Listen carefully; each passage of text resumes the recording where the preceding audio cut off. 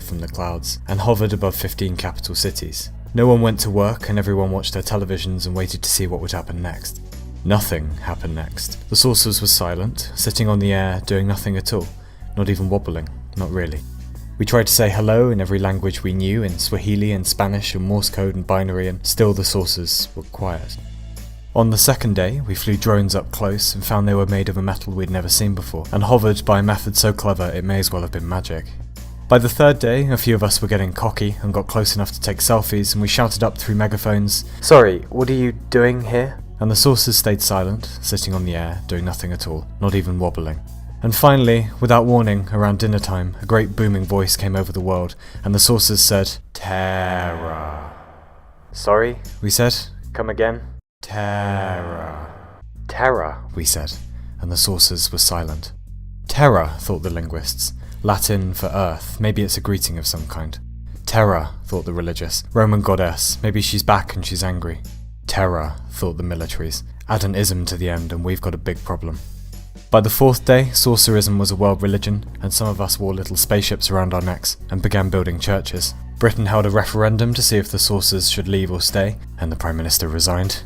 By the fifth day, we all went back to work and economies ticked over and the world went on as normal, except for the 15 huge saucers which were perfectly silent, sitting on the air, doing nothing at all, not even wobbling, not really.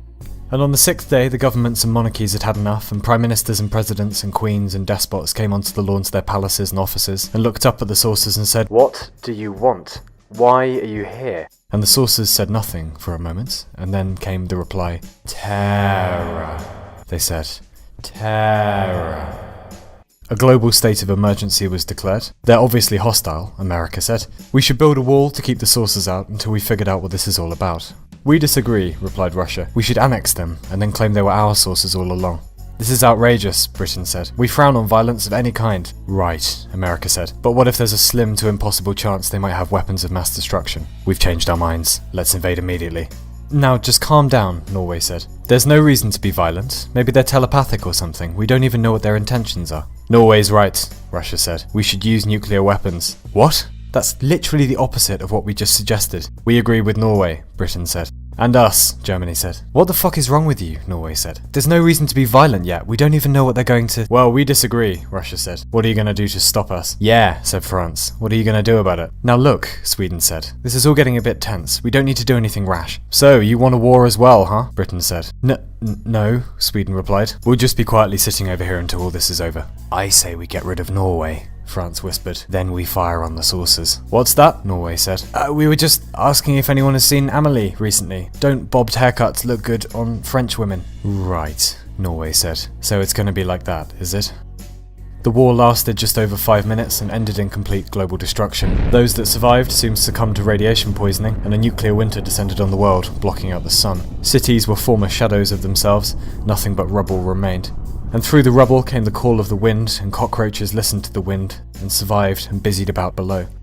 And all the while, the saucers waited above, sitting on the air, doing nothing at all, not even wobbling, not really. And finally, the great voice came again. "Terra," it said. "Terra." "Terribly sorry to bother you. Our translation software is broken. Could you point the way to Andromeda?" "Hello? Hello?"